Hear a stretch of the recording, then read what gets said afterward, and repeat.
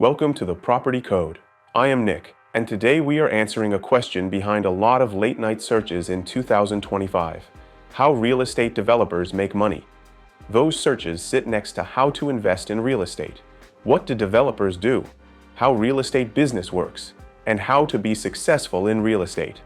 So let us walk through the revenue engine of development with a story and the exact levers that pay a developer, from the first sketch on a napkin to the last wire at sale. Meet Naomi Kim. She was a traffic engineer in Sacramento who spent a decade modeling commute times and arguing about lane widths. On her bike rides home, she kept passing a tired strip center with empty storefronts and a weedy parking lot. When the city announced a bus rapid transit upgrade along that corridor, Naomi saw what many developers chase in 2025. Underloved land, about to get new life through infrastructure. She did not own cranes or a construction company. She had a spreadsheet, a modest savings account, and a knack for translating city code. That is more than enough to start. Here is the first way developers make money, often before a shovel hits dirt. It is called entitlement value.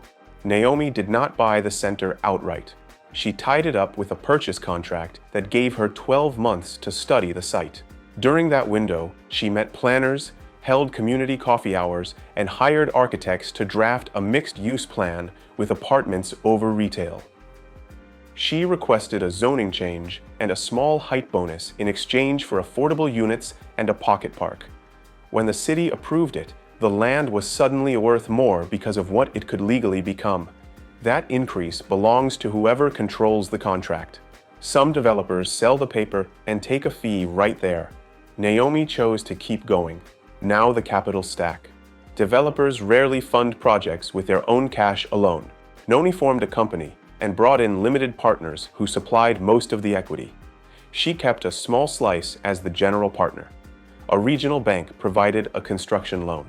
Her stack looked like this in plain words: senior debt on top, investor equity beneath it, and her own small coin at the bottom, with a lot of responsibility attached.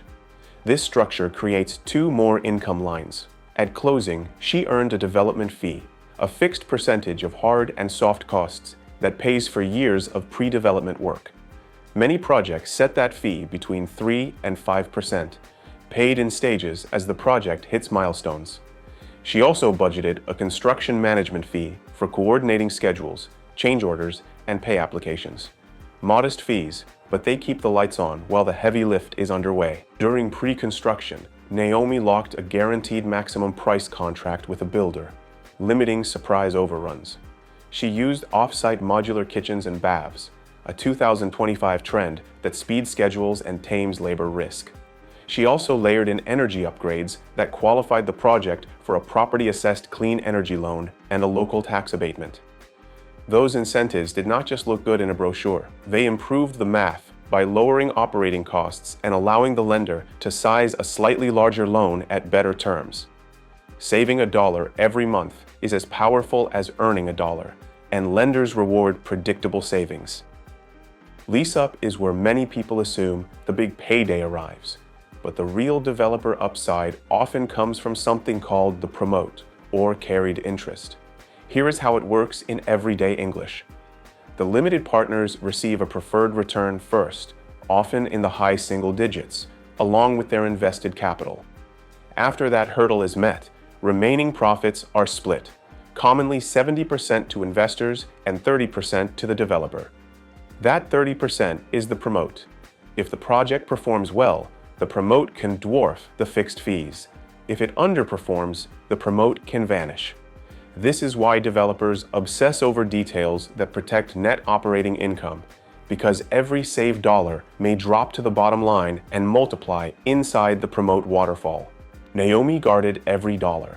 She chose durable finishes to limit early repairs, negotiated anchor leases with escalation clauses, and installed smart leak sensors tied to a maintenance app. She also borrowed a page from the 2025 playbook and ran an AI demand study that examined mobile location data and transit card taps to predict retail mix. Instead of chasing a flashy national brand, she signed 2 local restaurants and a health clinic that matched neighborhood needs, stabilizing cash flow. A quiet storefront filled with a clinic pays rent the same as a buzzy boutique, but misses fewer payments. Insurance and climate resilience matter more each year, so Naomi designed for stormwater capture and heat island mitigation.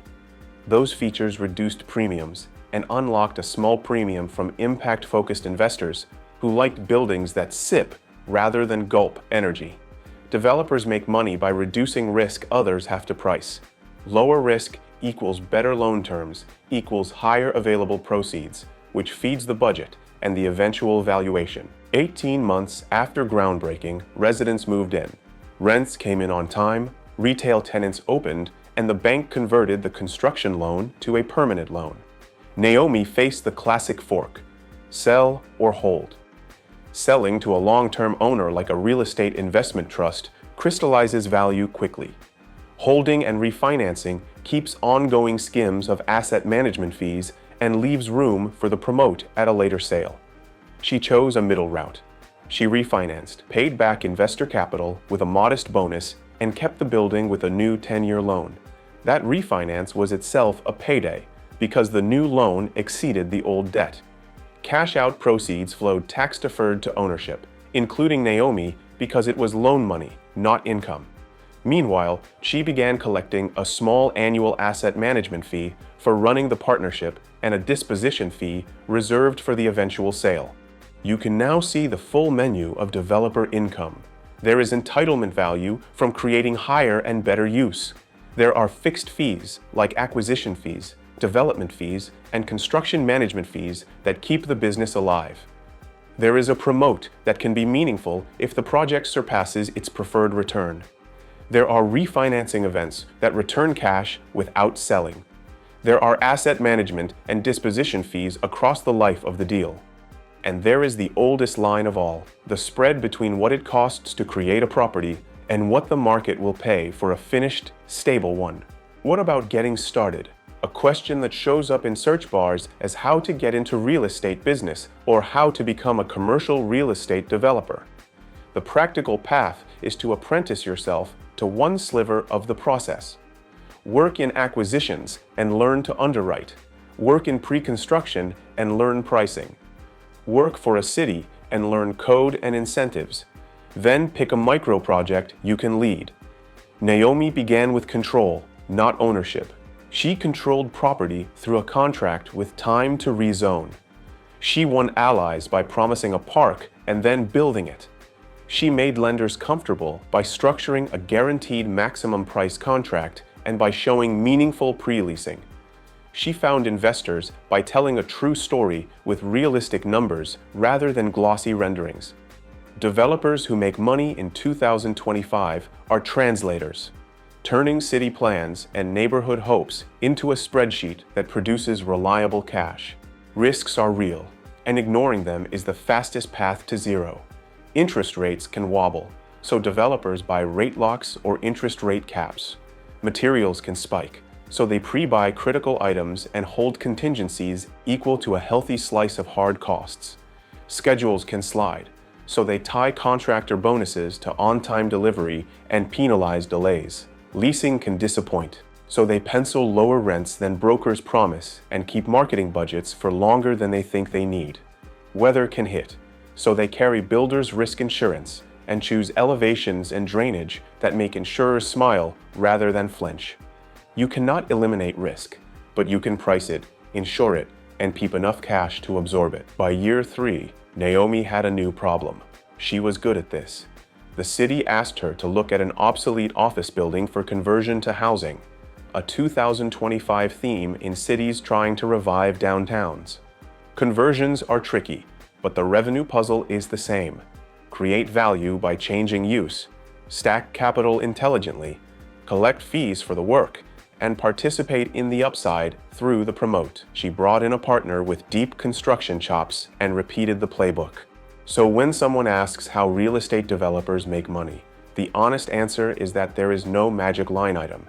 It is a series of small, boring, disciplined choices that move a project from paper to place. It is entitlement work that unlocks value, fees that pay for sweat, incentives that lower risk, and profit shares that reward execution. In 2025, the toolkit is wider. There are modular components that shave months, energy financing that reduces operating costs, AI that predicts tenant mix, and community benefits that win votes and grants. But the heart of the business has not changed. Developers make money by creating places the market truly wants, and by writing agreements that pay them fairly for making those places real. If this episode nudged you from curiosity to action, start by walking your own version of that tired strip center and asking a simple question. If I could change the rules here, what would this land want to be? Answer that well, gather a team, and the revenue lines follow.